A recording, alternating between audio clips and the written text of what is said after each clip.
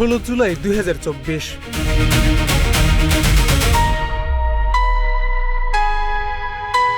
বৈষম্যবিরোধী ছাত্র আন্দোলনের ইতিহাসে সবচেয়ে গুরুত্বপূর্ণ মোড় ঘুরানো দিনগুলোর একটি।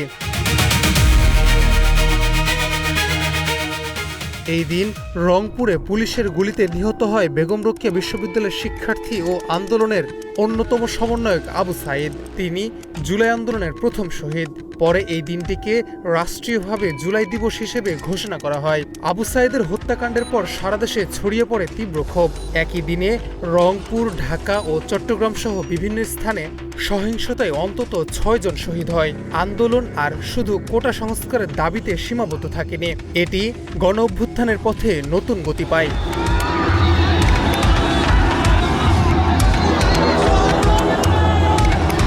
15 জুলাই ঢাকা বিশ্ববিদ্যালয় ও জাহাঙ্গীরনগর বিশ্ববিদ্যালয়ে আন্দোলনকারীদের উপর সন্ত্রাসী সংগঠন ছাত্রলীগের হামলার প্রতিবাদে 16 জুলাই দেশব্যাপী বিক্ষোভ কর্মসূচি পালন করে বৈষম্যবিরোধী ছাত্র আন্দোলন। বিভিন্ন স্থানে আবারও আন্দোলনকারীদের উপর হামলা চালায় ছাত্রলীগ। পাশাপাশি পুলিশের সঙ্গেও সংঘর্ষ জড়িয়ে পড়ে।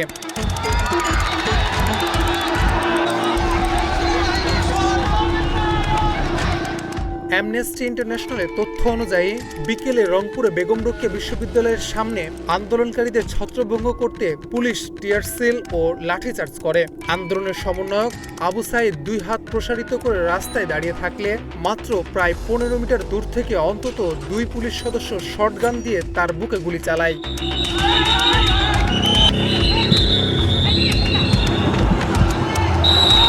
আবু সাঈদের গুলিবিদ্ধ হওয়ার ভিডিও মুহূর্তে সামাজিক যোগাযোগ মাধ্যমে ছড়িয়ে পড়ে। সেই ভিডিও পুরো দেশকে নাড়িয়ে দেয়। রংপুরের ঘটনাকে কেন্দ্র করে আন্দোলনের নতুন মাত্রা পায়। ঢাকা কলেজ ও সায়েন্স ল্যাব এলাকায় শহীদ হন বলাকা সিনেমা হলের সামনে অস্থায়ী দোকানি মোহাম্মদ শাহজাহান এবং নীলফামারীর সবুজ আলী। এদিন রাজধানীর যাত্রাবাড়ি, সায়েন্স ল্যাব, প্রগতি সারণী, শান্তিনগর, বাড্ডা, মতিঝিল, শাপলা চত্বর, তাঁতিবাজার, উত্তরা ও বেড়িবাঁধ সহ বিভিন্ন এলাকার সড়ক অবরোধ করে শিক্ষার্থীরা। মহাখালীতে রেললাইন অবরোধ করায় ঢাকার সঙ্গে সারা দেশের রেল চলাচল প্রায় 6 ঘন্টা বন্ধ থাকে। ঢাকা চট্টগ্রাম, ঢাকা সিলেট, ঢাকা টাঙ্গাইল, ঢাকা ময়মনসিংহ ও চট্টগ্রাম কক্সবাজার সড়ক অবরোধ করা হয়।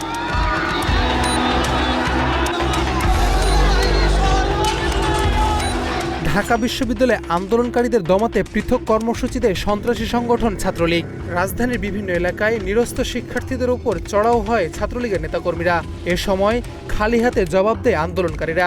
ঢাকা কলেজ ও সায়েন্স ল্যাব এলাকায় রণক্ষেত্রতে পরিণত হয়। চাংখারপুল, রায়সাহেব বাজার, প্রগতি সারণী, ভাটারা, মিরপুর 10 ও ফার্মগেটও হামলা করে ছাত্রলীগ। এইগুলিগুলোকেই সাধারণ শিক্ষার্থী করেছে, শান্তিপূর্ণ আন্দোলনকারী করেছে, নাকি যারা করেছে তারা হচ্ছে রাজাকারের বিবির বাচ্চারা সব শিবির? রাজধানীর ভাটারা এলাকায় Dhaka international university, United international university এবং আমেরিকান ইন্টারন্যাশনাল ইউনিভার্সিটির শিক্ষার্থীদের মারধর করতে আসলে রুখে দাঁড়ায় শিক্ষার্থীরা। জীবন অবাক না করলে কে করবে? 28% মিল্ক ফ্যাটের অবাক করার সাথে ফ্রেশ মিল্ক পাউডার। জীবন অবাক করুক প্রতিদিন। চট্টগ্রামে এদিন শহীদ হয় 3 জন। তাদের মধ্যে ছিলেন চট্টগ্রাম কলেজের শিক্ষার্থী ওয়াসিম আকরাম, ওমর গনি, MAS কলেজের শিক্ষার্থী ফয়সাল আহমেদ এবং ফার্নিচার দোকানদার কর্মচারী মোহাম্মদ ফারুক।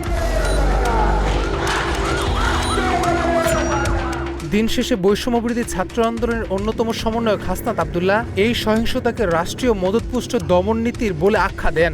অন্যতম সমন্বয়ক নাহিদ ইসলাম 17 জুলাই ঢাকা বিশ্ববিদ্যালয়ের রাজু ভাস্কর্যের সামনে কফিন মিছিল ও গায়েবানা জানাজার কর্মসূচি ঘোষণা করেন। আমাদের যে ভাইরা শহীদ হয়েছে তাদের জন্য আমরা শহীদ মিনারে বাদ আসর গায়েবানা জানাজা পালন করব। পরিস্থিতি নিয়ন্ত্রণে সেদিন রাতেই ঢাকা, চট্টগ্রাম, বগুড়া, রংপুর, রাজশাহী ও গাজীপুরে বিজিবি মোতায়েন করা হয়। একই সঙ্গে ইউজিসির নির্দেশনায় দেশের সব সরকারি বেসরকারি বিশ্ববিদ্যালয় ও অধিভুক্ত কলেজ অনির্দিষ্টকালের জন্য বন্ধ ঘোষণা করা হয়। শিক্ষার্থীদের হল ছাড়ার নির্দেশ দেওয়া হয়। সরকার দেশের সব মাধ্যমিক বিদ্যালয় ও কলেজও অনির্দিষ্টকালের জন্য বন্ধ ঘোষণা করে। 18 জুলাইয়ের HSC ও সমমাননা পরীক্ষাও স্থগিত করা হয়। স্বৈরাচারী দল আওয়ামী লীগ 17 জুলাই থেকে দলীয় কার্যালয়ে নেতাকর্মীদের অবস্থান নেওয়ার নির্দেশ দেন এবং রাজনৈতিকভাবে আন্দোলন মোকাবেলার ঘোষণা দেন। এর পৃষ্ঠপোষক হচ্ছে বিএনপি জামাত এবং এর পেছনে আছে তারেক রহমান। একই দিনে কোটা বহাল সংক্রান্ত হাইকোর্টের রায়ের বিরুদ্ধে আপিল বিভাগের চেম্বার কোর্টে লিভ টু আপিলের আবেদন করে সরকার। আবেদনে বলা হয়, কোটা রাখা বা না রাখা সরকারের নীতিগত সিদ্ধান্ত। এ অবস্থায় বিএনপির মহাসচিব মির্জা ফখরুল ইসলাম আলমগীর সাধারণ মানুষ ও রাজনৈতিক দলগুলোকে আন্দোলনকারী শিক্ষার্থীদের পাশে দাঁড়ানোর আহ্বান জানান। জাতীয়তাবাদী ছাত্রদলও আন্দোলনের সাথে সংহতি প্রকাশ করেন। আজকে আমরা তাদের উপরে অস্ত্র শস্ত্র হাতে নিয়ে সে লেলিয়ে দেওয়া বাহিনীকে আপনারা লেলিয়ে দিয়েছেন। ঢাকাসহ দেশের বিভিন্ন স্থানে শিক্ষার্থীদের উপর হামলার ঘটনায় পৃথক বিবৃতিতে উদ্বেগ ও নিন্দা জানায় amnesty international south Asia, transparency international Bangladesh, আন্তর্জাতিক মানবাধিকার কমিশনের বাংলাদেশ চ্যাপ্টার, মানবাধিকার সংস্কৃতি ফাউন্ডেশন এবং সুজন।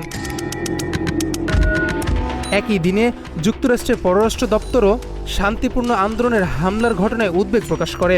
এছাড়া দেশের 114 জন বিশিষ্ট নাগরিক এবং 1990-এর ডাকসু ও সর্বদলীয় ছাত্র ঐক্যের নেতারাও পৃথক বিবৃতিতে আন্দোলনকারীদের প্রতি সংহতি জানান।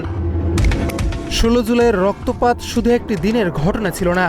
জুলাই আন্দোলনের প্রথম শহীদ আবু সাঈদের আত্মত্যাগ এবং চট্টগ্রামের ওয়াসিম সহ 6 জনের মৃত্যু আন্দোলনের গতিকে বদলে দেয়। সেদিন থেকেই কোটা সংস্কারের দাবির আন্দোলন ধীরে ধীরে রূপ নেয় সর্বস্তরের মানুষের গণঅভ্যুত্থানে। শাহরিয়ার ফাহিম, বাংলা এডিশন।